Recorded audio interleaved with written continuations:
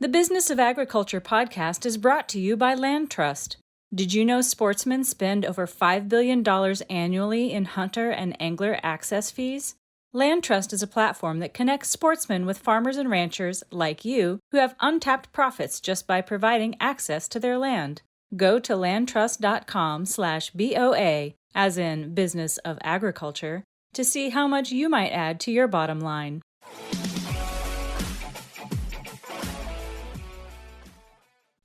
Greetings and welcome to the Business of Agriculture, a podcast hosted by me, Damian Mason. So happy to have you joining us.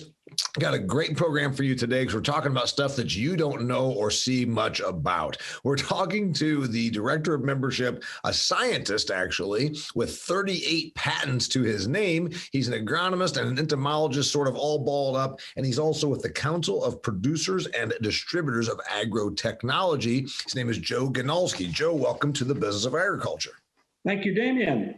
Okay, we're going to get into this topic because people are like, what are we talking about? We're talking about adjuvants. We're talking about agrotechnology. We're talking about a bunch of stuff that is used in making our food crops that the average person in suburbia has no idea about. Even some people within the business of agriculture probably are like, what the hell is this stuff? So you're going to give us a whole bunch of information about stuff that they don't know anything about that makes their food. Okay.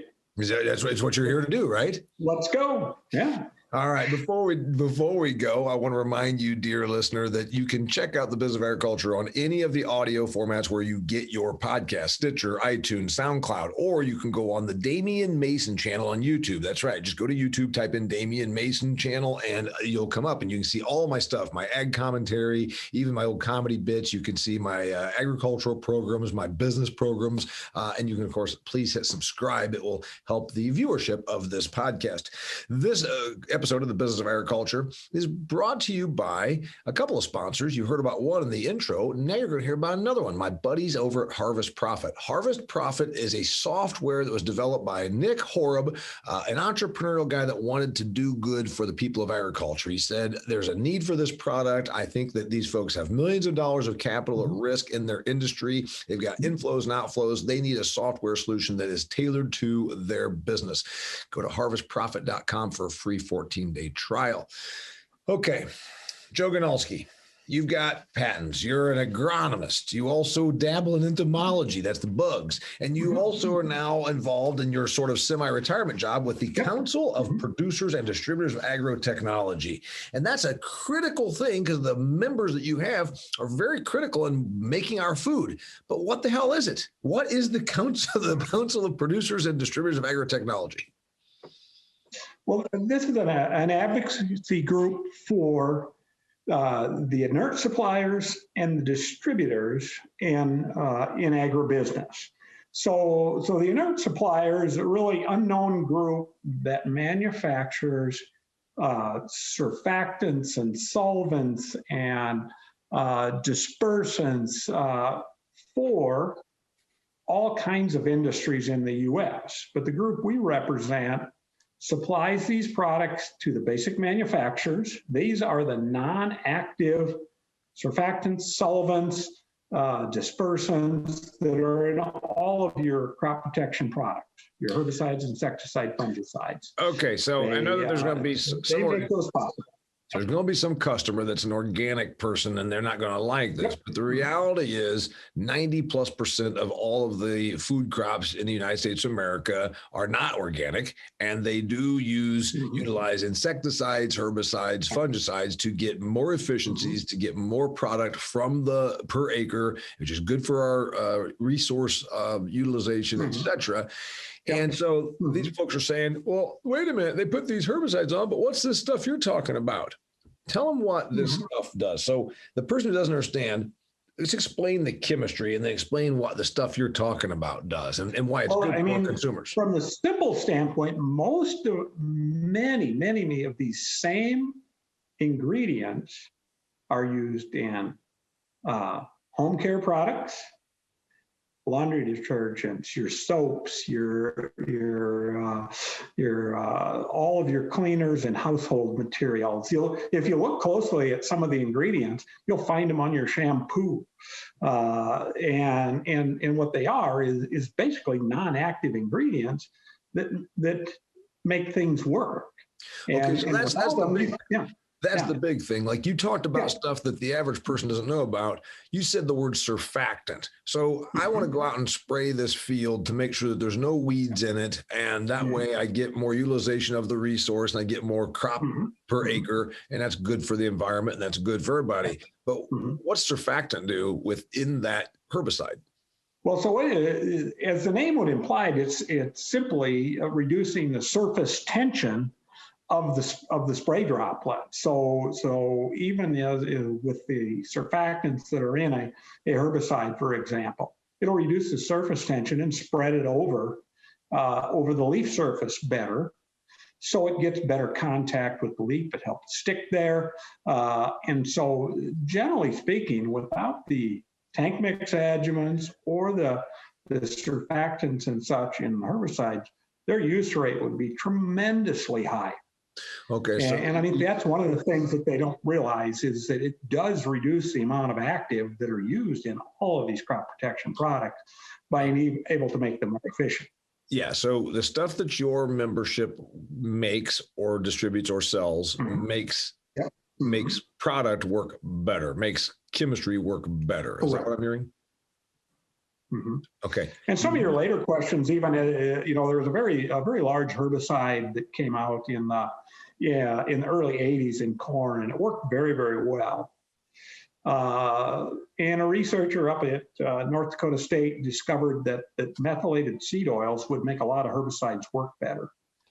Had that herbicide come out 3 years later when they had access to this, its use rate would have been half what it was. And essentially farmers adjusted to that when they were able to use that new adjuvant system and used half the herbicide to get the same kind of weed control. So all right, Joe, that's what a lot of these things do. Yeah, they make the stuff more work better, more efficient, and so you can use less, and you can use less of it. Joe, you're kind of a scientist, and I say kind of because you're completely a scientist, but you're doing that thing. You've used the word adjuvant a half dozen times. I want you to imagine that somebody listening to this podcast works in the food processing business, and they're saying, "What the hell is an adjuvant?" Tell them. Okay. So an adjuvant is an over-encompassing term for a group of materials that are used in tank mix with herbicides, insecticides, and fungicides. So they may be a surfactant, like I talked about, to reduce the surface tension and spread it out more. It may be a drift reduction agent. That's another adjuvant that by utilizing it, it helps you create a lot less really fine droplets that are going to blow off target. Stop. Yep. Okay. Explain that to a person that is not an agriculturally oriented person or works in a different thing. Drift reduction. Why that? I know why it matters, but my listener may not. Why would that matter? So whenever you spray anything, a lot of homeowners certainly, they may spray their own lawns and such, and almost inevitably, even with the little pump up sprayer, and they go spray that around the yard. What they're going to see is even those, especially when you put a lot of pressure on it, you see a little bit of mist come off of while you're spraying it. So for a homeowner that does his own spraying and stuff, or a lot of even in the country when you're driving through the field in the summer or driving out in the country and you see a big sprayer go by, inevitably often you will see kind of a fog up behind that. Yeah. What drift reduction adjuvants do is help take away a significant number of those small droplets, combine them into larger droplets, and so you get better coverage and better performance of your products. Drift reduction is a huge advantage to the U.S. consumers, to the growers. They're using less herbicides, they're wasting less. By putting them together with the right spray tip and doing everything right, you can get drift down to virtually nothing. Which means then also that it's not drifting over into a neighboring property and causing damage to some other crop.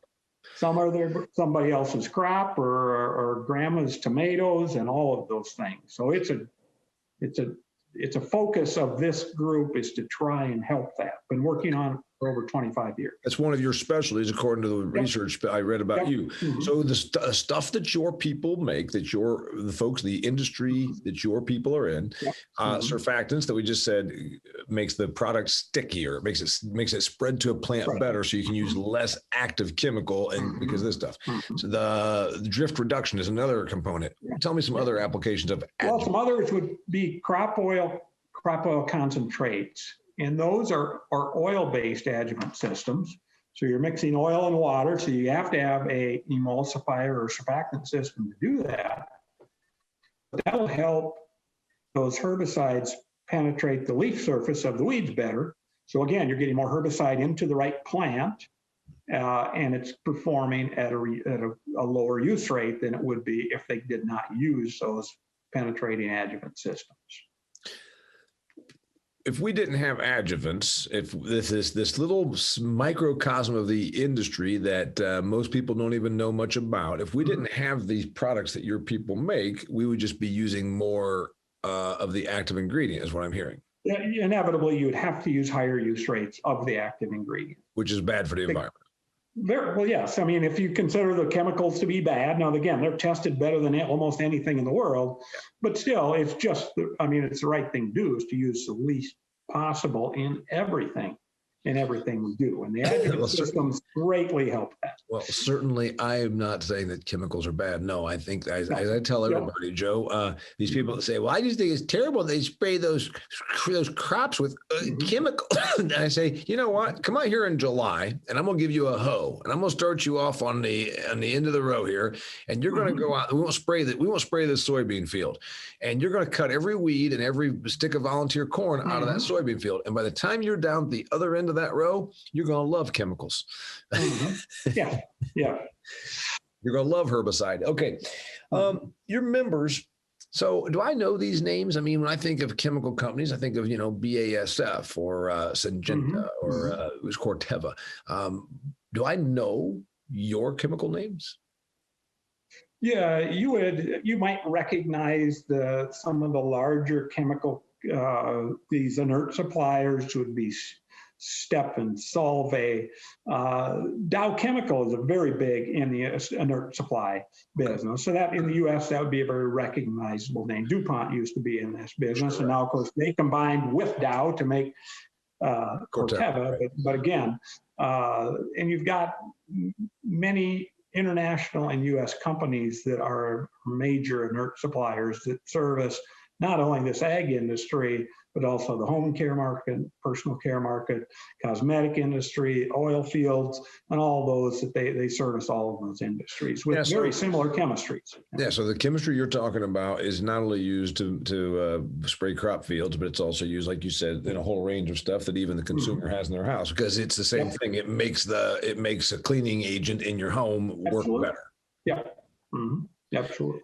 Agrotechnology, it's a neat word. It's in the name of the association that you work for, but it's more than just these things. When I say agrotechnology, an average person says, oh, what robots? Well, it could be. What are we talking about for you, from your perspective? Well, I mean, as you get down to our district, now certainly inert suppliers are creating technology like the one I talked about that help reduce the herbicide rates, the new drift products that are reducing drift better. Those are new technologies. But when you get down to the distribution level, most of the companies there are very close to the U.S. grower, and they're working on precision ag areas. They're working on, they're working with companies that are looking at robots and such. They're looking at companies that are using drones in this technology. And so they are into other technologies. Some of the wind tunnel technologies that we developed at my former company, we've created 3 wind tunnels while I was there. So what's the purpose? Wait a minute. So the average person saying, hey, wait a minute, I get corn, soybeans, wheat, grain sorghum, sunflowers, cotton, canola. I get all this stuff. But what the hell's a wind tunnel got to do with that? Well, the major players that are looking at reducing drift have developed wind tunnels to help them assess these materials. So early on, or not early, midway through my career, when one of the first wind tunnels at Wooster, Ohio, that Ohio State has, was starting to look at spray drift, and it was destroyed by a tornado. And University of Nebraska stepped up and along with several industry players helped build a wind tunnel at the University of Nebraska in North Platte to help evaluate spray drift. And they worked a lot with the EPA on programs to help reduce drift. And now we have most of these basic manufacturers have some kind of a wind tunnel or spray chamber in their facilities. Winfield United that I used to work for has two wind tunnels that they developed to help look at this. University of Minnesota now has one of the old Winfield ones. Battelle So recently put in there's a whole bunch of testing. There's a whole bunch of stuff that goes on that people like you, that there's scientists doing this stuff. What's something that you see being a guy with 38 patents that's mostly been in this thing about adjuvants? What do you see that when work with every day that the average person, even in agriculture, doesn't even quite see?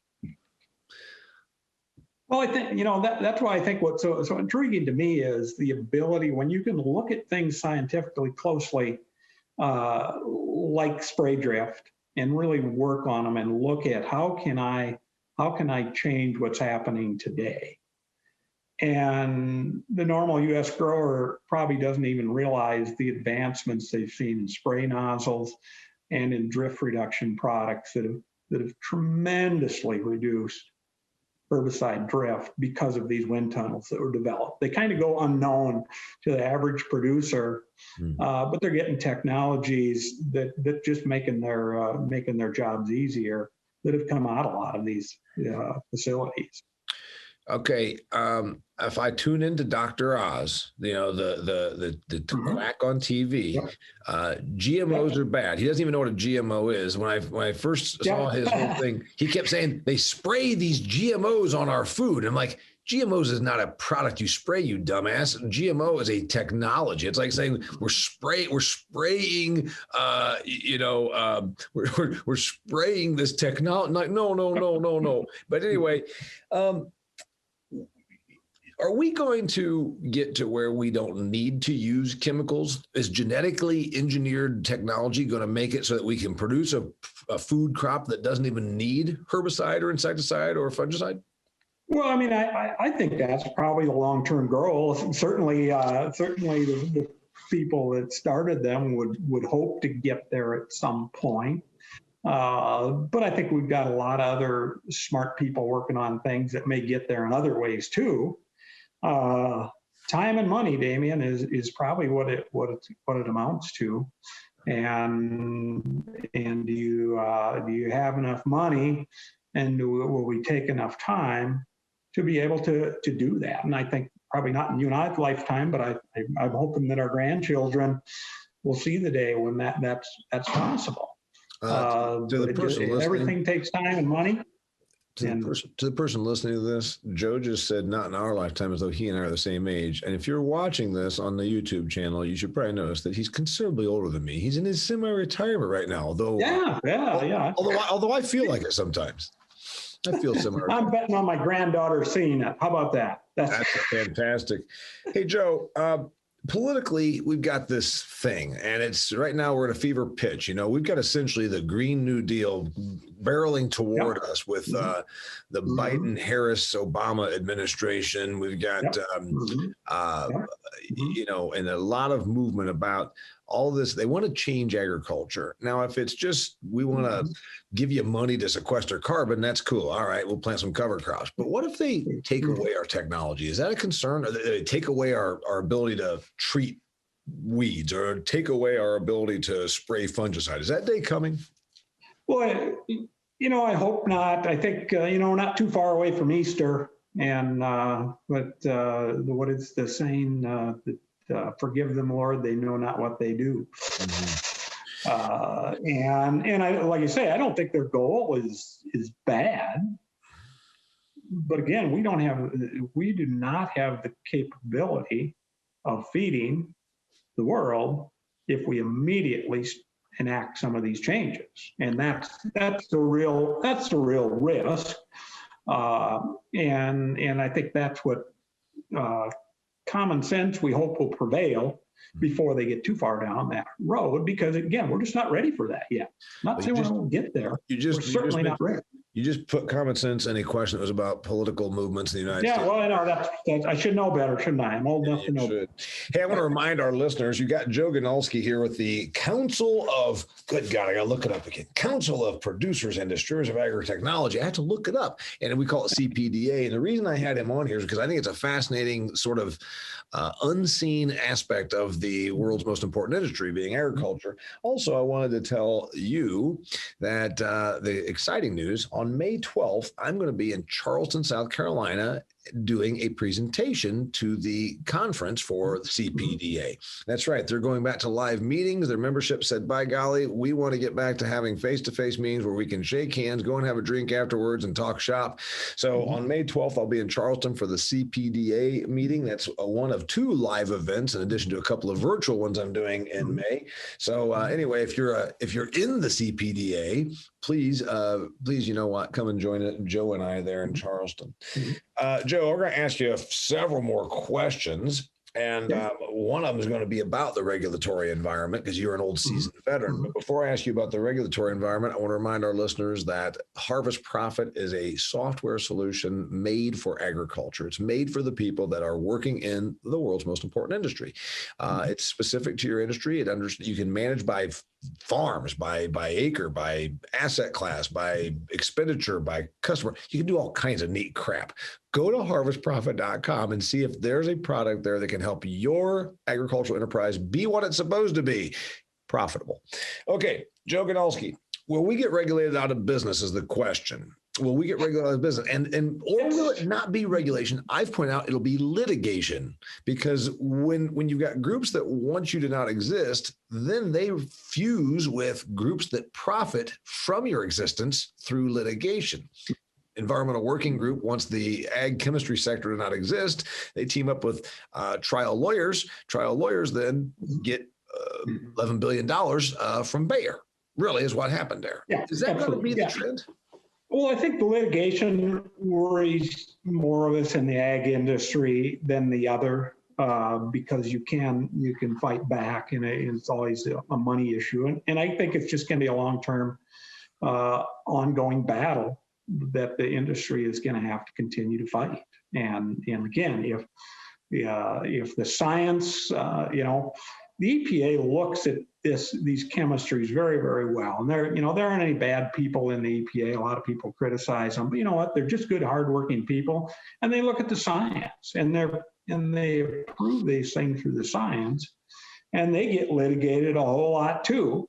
But they've prevailed. And I think as long as we can keep that functioning EPA that there is significant trust in, I think our chemistries can survive longer. And I think that, like I say, it's just going to be an ongoing battle.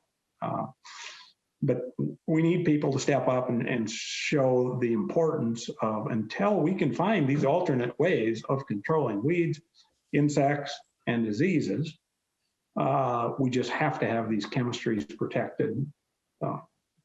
Regenerative agriculture is a word that is very, very popular now, and I gotta be honest, I had never even heard of regenerative agriculture until maybe a year and a half ago, and I picked up Gabe Brown's book, and I started seeing it more and more. And there's a lot of the tree hugger types that are calling for it. I'm not sure they even completely understand it. No. Is regenerative agriculture the future? And also, it doesn't mean no chemistry, because they can both sort of work together in somewhat of a fashion. Am I right? No. Mm-hmm. Yeah. And that's, like I say, I think that's, again, if we can continue to find smart people in this ag industry to, again, most of the people that are fighting these things aren't bad people either. They just don't understand the science in that, and we just have to keep striving. It's not an easy battle. We just have to continue to recruit smart young people into this ag industry that have a passion and an understanding that we got to feed the world, and this is what we've got to do today to do this. Mm-hmm. And I think that's the real secret is, until we can find a better way, this is what we have to do, or otherwise, again, the wealthy will always get food. It's still the poor populations that U.S. ag economy supports with low-cost food. Yeah, there's no question. Cover crops. I've said that we are going to look back someday at all of this tillage that we do, and the way that we would now look back and say, can you believe you'd go to the medicine man back a few hundred years ago and they would stick leeches on you? That's how we're going to look at all of this tillage. I think that we are over-tilling and harming soil structure, and opening up our land. If you said, hey, what's your most valuable asset, farmer? That farmland right up there. Oh, it's worth $8,000 an acre? Yeah. Beautiful Illinois prairie? Yeah. Well, why then do you go out and plow it up and leave it exposed to the wind, water, and elements from October until again in May? Yeah. What do you think? Well, I agree with you. And, again, we've just got to learn the science better around cover crops and how to manage them. And we haven't done. I mean, we've greatly handicapped our land grant universities in dollar support and stuff that could really help us in this. And again, I think that's our opportunity is, if we're going to spend money reinvesting, do we reinvest in a new land grant universities to help look at this, or is this an industry job to figure out how to do? Which one is it? The taxpayer might sit there and say, why am I giving money to Purdue to do work on cover crops when Bayer ought to do that? What's your thought? Well, again, the problem with cover crops is there's not substantial money in it for the people that are doing it.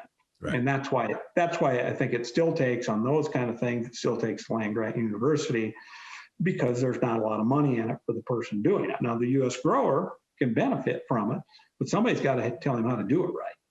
That's the secret. Somebody's got to tell him how to do this successfully that helps me protect my soil, which I think he understands that. Yeah. But how do I grow more corn? How do I grow more beans? Yeah, it comes down to it can't just be, unfortunately, it can't just be about the protection of the asset, because then the person's going to say, what about current income? There's that argument. You've been around ag your entire career, and you've had a distinguished long ag career. What concerns you and what excites you? You've talked about a few things. Do you think the land grant universities need more funding to continue to do our evolution? Yeah. You think that there's a litigation concern to the necessary products we use to make our food. Yeah. You concern yourself a little bit about the possible rise in food prices, which would happen if technologies are removed from us, which doesn't hurt you and me because we're not poor people. It does. Food price rises always exponentially harm the poorest among us. And I'm not just talking about on the wrong side of the tracks here in the United States. I'm talking about poorer countries. What else concerns you and what excites you? Well, like I say, I think that political and legal pressure is a great concern. But there's a lot of important jobs in ag. And I think that excites me. I think there's some real opportunities for young people that want to get into this, that'll really dig into the science. And that's what those Weed Science Society, Entomological Society, the people, if you go to some of their meetings and see the young students that are digging into the new things, other ways to control weeds and insects, that truly excites you when you see that you've got young, smart people that want to make a difference long term. So that's exciting. And really, like I say, I think ag is a passion. And I think if you've got the passion for doing these things in ag, really not work. I mean, you and I think both enjoy what we're doing, what we did our entire career, and you really don't look at it. It wasn't that hard work. Because you enjoyed what you were doing every day. There were some days, I always had the saying, I'd tell everybody, I had fun every day at work. It was rarely fun all day. I would say that when people say this, if you love what you do, you'll never work a day in your life. I'm like, oh, come on, that's bullshit. I mean, yeah, I've been piloting my own enterprise for 27 years, but if you think that that's not sometimes stressful, I would say about this business, about anybody that runs their own business, there's a month where you've got $70,000 of accounts receivable and you're not even worried about it. And then there's another month in your career or even that same year where the neighbor owes you $70 and you're like, wait, where's that money? I need that money. So your cash flow and your ups and your downs from a cash standpoint, but there's also things that you don't enjoy. There's things that you don't enjoy about your work. Maybe it's the travel, maybe it's the dealing with certain customers. There's always something about that, but I agree with it. I still get excited about agriculture. I was at the FFA, Wyoming FFA banquet last month. I stood in front of those 900 kids that I saw all just stand and put their hand on their heart and for the Star Spangled Banner. And I saw them involved with their teachers. And some of their parents were there to recognize them for their participation in a speech contest or in livestock judging or in soils and agronomy club projects. And it did me good to see all that. And I think that's something that we get excited about agriculture. We probably didn't cover a couple of things. 38 patents. You're in the Entomological Society of America. There's people that don't even know what that is. What's the Entomological Society of America? We look at insects of all shapes and forms. And that's the problem with being an entomologist is everybody asks you what bug this is. And I said, well, I only focused on the about 150 that are a problem in corn, soybeans, and wheat. So I don't know many other bugs. You know 150 bugs very, very intimately because you're concerned about how they are trying to eat our food before we get it. But then if I bring you some rare insect, you're going to say, don't know. Yeah, but the other 100 million, I don't know much about. What did we not cover that we needed to? We're talking about the adjuvants business, agrotechnology. You guys are out there doing stuff that, again, seriously, nobody sees it. You're doing stuff that most people don't see, but it's very important for us, for our environment, and for our food productivity. What did we not cover that we need to? Well, I think the thing I'd sum up is the ingredients that we're adding in these. They are all looked at by the EPA also. Yeah. They're not regulated in a lot of states. That is a problem. But they're still looked at by the EPA and say, hey, we've run these through the battery of tests, and what we're putting in here are not substantially different at risk to you. And the same things that you're probably putting on your child's hair is probably the same thing that I'm putting in a spray adjuvant that's getting put on millions of acres. And you don't think about that. Yeah. And I think that's really some our adjuvant industry is important. It's important to lower the cost of food. It's important to reduce the amount of pesticides that are applied to crops. And I say I think the U.S. farmer is in world food production is in good hands with the way that the EPA and the regulatory industries are looking at how we're doing it. And I agree. And so I explain to people when they talk about the old days, and I say, I'm 51. I've been around this since I was a little kid. And this idea that somehow we're doing things that's worse for the environment than it was, I'm like, no, let me take you back to the old days. We're pretty darn judicious about the utilization of antibiotics and where we put our manure and how we handle our chemistry. Is as good as it's ever been in your 70-some years? Oh, it's from a safety and a standpoint in food production, it's as good as it's better than it's ever been. it is in good hands. Yeah. Yeah. So the use of the products we use to make our food is more scrutinized and more judiciously applied than it's ever been. And I agree with that. So and it's going to keep getting that way. Yeah. And an adjuvant, go back in history, an adjuvant we were working on in development to be sprayed on crops. We were all ready to go, found out it wasn't totally approved yet by the EPA, and its largest use at that time was for Mary Kay Cosmetics. so a product that we weren't allowed to spray on. So it was very light. It was very likely going in lipstick, and we couldn't use it on food crops because it hadn't been approved yet. And that's how things are looked at. And I think that's my best example of how we overlook the safety factors that being put on these things. Yeah.